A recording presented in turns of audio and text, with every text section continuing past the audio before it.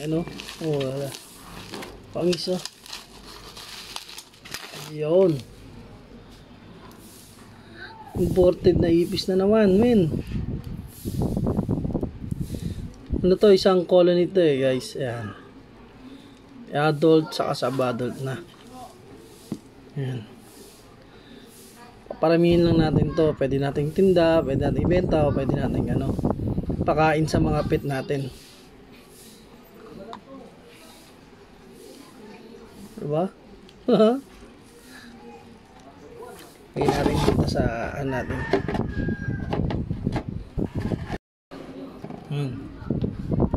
Tama talaga, meron akong tissue na dala. In order para mahugot ko itong mga nila hide. Kaya sila mismo mahugot natin. Kasi iba hindi ko hindi ko masama oh. Yan. Hide.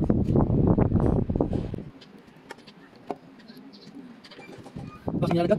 Nakakaside sila sa hide. Yan, common lots, commonly pinapakain sa mga tarantula or sa mga exotic pet, scorpion, bullfrog, yan.